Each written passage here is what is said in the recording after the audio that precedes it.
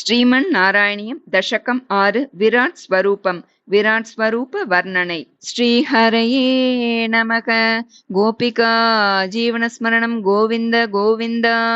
एवं चतुर्दश जगन्मयतां गतस्य पातालमीश तव पादतलं वदन्ति पादोद्वदेशमपि देवरसातलं ते गुल्पद्वयं खलु महातलमद्भुतात्मन् जङ्गे तलातलमतो सुतलं च जानो किञ्चोरुभागयुगलं वितलातले द्वे क्षोणीतलं जगनमम्बरमङ्गनाभिर्वक्षश्च शक्रनिलयस्तव चक्रपाणि ग्रीवामकस्तव मुखं च जनस्तपस्तु पालं शिरस्तव समस्तमयस्य सत्यम् एवं जगन्मयतनो जगदाश्रितैरपि अन्यैर्निबद्धवपुषे भगवन्नमस्ते त्वद्ब्रह्मरन्ध्रपदमीश्वर विश्वकन्द चन्दांशि केशवगणास्तव केशपाशाः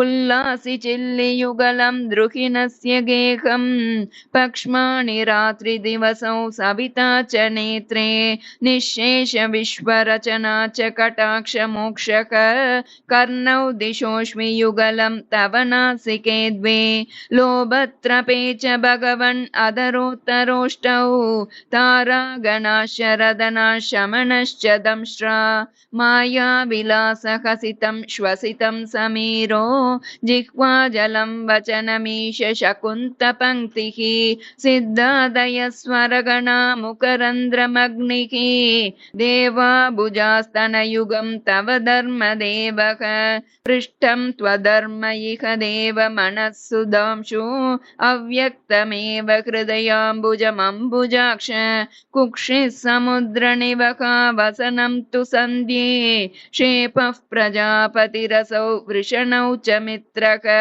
श्रोणीस्थलं मृगगणः पदयोर्नखास्ते हस्त्युष्ट्रसैन्धवमुखागमनं तु कालः विप्रादिवर्णभवनं वदनाब्जबाहु चारूरुयुग्मचरणं करुणाम्बुदेते संसारचक्रमयि चक्रधरक्रियास्ते वीर्यं महासुरगणोऽस्ति कुलानि शैलाः नाड्यसरित्समुदयस्तरवश्च रोम जीयादिदं वपुरनिर्वचनीयमीश ईदृग्जगन्मयवपुस्तव कर्मभाजां कर्मावसानसमये स्मरणीयमाहुः तस्यान्तरात्मवपुषे विमलात्मने ते वातालयाधिपनमोऽस्तु निरुन्दिरोगान्. श्रीहरये नमः.